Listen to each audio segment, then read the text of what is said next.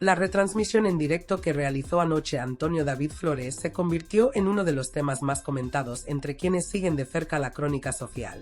A lo largo de su intervención, el ex colaborador televisivo fue desgranando distintos asuntos relacionados con su prolongado conflicto con Rocío Carrasco y con determinados episodios judiciales que, según él, han marcado los últimos años de su vida pública. En medio de ese relato también apareció el nombre del periodista Luis Pliego, director de la conocida publicación Lecturas, al que señaló indirectamente al explicar cómo se desarrollaron algunos de los procedimientos legales que terminaron enfrentándolo con su exmujer. Antes de entrar de lleno en el asunto que motivó gran parte de su intervención, el propio Flores quiso detenerse en una cuestión que, a su juicio, refleja una realidad que se repite con cierta frecuencia en determinados conflictos familiares. Para ilustrarlo, mencionó un caso que, según explicó, guarda ciertas similitudes con situaciones que él mismo ha vivido, aunque insistió en que no se trataba exactamente del mismo escenario. El ejemplo relataba la historia de una mujer, abogada de profesión, que durante años habría presentado numerosas denuncias contra su expareja, acusándolo en diferentes ocasiones de violencia de género y de malos tratos hacia los menores. Según se explicó en ese relato, la cronología de los hechos comenzaba en mayo de 2020 con una primera denuncia por violencia de género que, finalmente, fue archivada. Apenas unos meses más tarde, en septiembre de ese mismo año, llegó una nueva acusación, en esta ocasión por presuntos malos tratos hacia los hijos. Ese procedimiento también terminó sin prosperar. Lejos de detenerse ahí, el conflicto continuó con una demanda relacionada con la ejecución del régimen de visitas, un proceso que, de acuerdo con la versión narrada en el directo, fue igualmente desestimado por el juzgado. A partir de ese momento, la situación se habría repetido en numerosas ocasiones. Denuncias que se sucedían una tras otra y que, según el relato expuesto, volvían a ser archivadas por los tribunales. El listado que se enumeró durante la emisión incluía procedimientos iniciados en 2022, nuevamente relacionados con supuestos malos tratos a menores. Junio de ese año, denuncia archivada. Julio, otro intento que tampoco prosperó. De acuerdo con lo que se explicó, la cadena de denuncias habría llegado a superar la decena, alcanzando incluso 13 procedimientos distintos.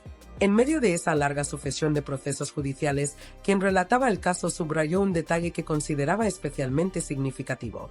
La única persona que habría resultado condenada en toda la historia sería precisamente quien había presentado las acusaciones. Ese elemento se utilizó para plantear un debate más amplio sobre el uso de los tribunales en conflictos personales, algo que, según se expresó, debería analizarse con detenimiento. No obstante, el propio discurso dejó claro en varias ocasiones que la protección de las mujeres víctimas de violencia es absolutamente imprescindible. Nadie, se insistió, debería cuestionar el sistema que existe para salvaguardar a quienes sufren maltrato. Sin embargo, al mismo tiempo se planteaba la necesidad de reflexionar sobre aquellos casos en los que, supuestamente, los procesos judiciales pueden convertirse en una herramienta dentro de disputas familiares o sentimentales. El ejemplo relatado continuaba con la descripción de una escena ocurrida durante un juicio relacionado con la modificación de medidas sobre la custodia de los hijos. Según se explicó, en ese procedimiento la mujer habría vuelto a afirmar ante el juez y el fiscal que su expareja era un maltratador, a pesar de que las denuncias anteriores habían sido archivadas. Aquella situación generó indignación en quien narraba el caso, especialmente cuando el fiscal mantuvo su postura respecto a la custodia de los menores. En ese punto se introdujo una reflexión más emocional sobre las consecuencias que este tipo de enfrentamientos puede tener en los propios hijos. En el relato se mencionaba el caso de una hija adolescente que, debido al conflicto entre sus padres, habría terminado alejándose de su progenitor. Una circunstancia que se describía con tristeza, dejando abierta la esperanza de que, con el paso del tiempo, pudiera reconsiderar su postura y recuperar la relación con su padre. Tras esta larga introducción, el directo cambió de rumbo para abordar el asunto que afecta directamente a Antonio David Flores. El origen del enfrentamiento judicial se remonta a unas declaraciones que el exguardia civil concedió en 2016 a la revista Lecturas. Aquella entrevista, publicada en plena etapa de tensión mediática entre los distintos miembros de la familia, contenía afirmaciones que terminaron provocando una demanda por parte de Rocío Carrasco. En esa acción judicial se reclamaba una indemnización de 120.000 euros por considerar que las palabras de Flores habían vulnerado el honor y la intimidad de Carrasco. Durante su directo, el propio Antonio David recuperó algunos fragmentos de aquella conversación publicada años atrás. En ellos afirmaba sentirse profundamente dolido por el trato que, según su percepción, habían recibido sus hijos dentro del entorno familiar relacionado con la memoria de Rocío Jurado. Uno de los episodios que mencionó fue la presentación de un sello conmemorativo dedicado a la artista. En ese acto institucional participaron diversas figuras conocidas del panorama mediático, entre ellas María Teresa Campos y el torero José Ortega Cano. Sin embargo, según Flores, sus hijos, nietos directos de la cantante, no fueron invitados a ese homenaje. En aquella conversación publicada en 2016 en la revista Lecturas, Antonio David Flores no ocultó el profundo malestar que, según relató, sentía en relación con ciertos episodios que afectaban directamente a sus hijos. El ex colaborador televisivo explicó entonces que le resultaba difícil de entender que los descendientes directos de Rocío Jurado no hubieran estado presentes en un acto que se organizó precisamente para honrar la memoria y la trayectoria artística de la cantante. Para él, aquel homenaje tenía un significado especial no solo por el reconocimiento institucional al artista, sino también por el componente familiar que inevitablemente rodeaba cualquier tributo a la figura de la intérprete. En ese contexto, Antonio David manifestaba que la ausencia de sus hijos en un evento de ese tipo le parecía un gesto doloroso, sobre todo, difícil de justificar. Según sus propias palabras en aquella entrevista, consideraba que, más allá de las diferencias personales o de los conflictos existentes entre los adultos, los nietos de la artista deberían haber tenido la oportunidad de estar presentes en un acto que celebraba el legado de su abuela. Aquella reflexión iba acompañada de una sensación de tristeza que, según explicó entonces, venía arrastrando desde hacía tiempo debido a la compleja situación familiar que se había ido desarrollando con los años. Durante aquella misma entrevista también recordó un aspecto que, a su juicio, era fundamental para entender el contexto de todo lo ocurrido. En ese momento, explicaba, su hija llevaba varios años sin mantener ningún tipo de contacto con su madre, Rocío Carrasco. Esa distancia, que ya se había prolongado durante un largo periodo, hacía prácticamente imposible que la joven pudiera participar con normalidad en actos familiares o en eventos relacionados con el entorno materno. Según relataba Antonio David, la falta de comunicación entre madre e hija había generado una situación emocional compleja que inevitablemente terminaba reflejándose en ese tipo de circunstancias públicas. Años después, durante el directo que realizó recientemente, Antonio David Flores volvió a recordar aquel episodio para insistir en que sus declaraciones de entonces no tenían la intención de atacar a nadie ni de provocar una polémica innecesaria. Según explicó ante sus seguidores, las palabras que pronunció en 2016 se limitaban, desde su punto de vista, a describir una situación que ya era conocida por muchas personas que seguían la actualidad mediática de la familia. Para él, no se trataba de una afirmación inventada ni de una acusación gratuita, sino de una descripción de hechos que habían sido comentados en diferentes espacios televisivos y en numerosos medios de comunicación.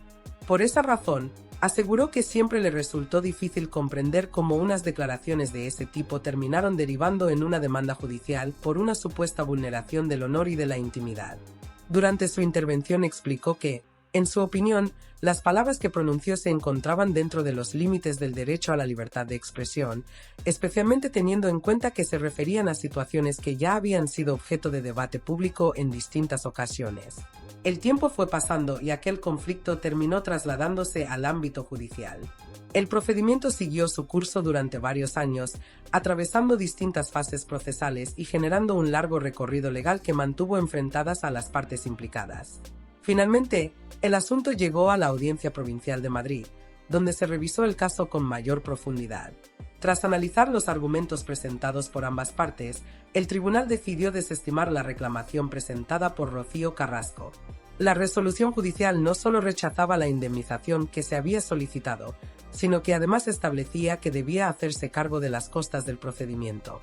Este desenlace fue interpretado por Antonio David Flores como una confirmación de que sus palabras no habían sobrepasado los límites legales establecidos para proteger el honor de las personas. Durante su retransmisión en directo, el ex colaborador televisivo presentó este resultado judicial como una especie de respaldo a su versión de los hechos. Según explicó, la decisión de los tribunales demostraba que las declaraciones realizadas en su día no constituían una difamación ni un ataque ilegítimo, sino una opinión o valoración basada en acontecimientos que, desde su perspectiva, formaban parte de una realidad pública. No obstante, el momento más llamativo de su relato llegó cuando explicó cómo se había configurado inicialmente la demanda judicial. De acuerdo con su versión, la acción legal que se interpuso no estaba dirigida exclusivamente contra él.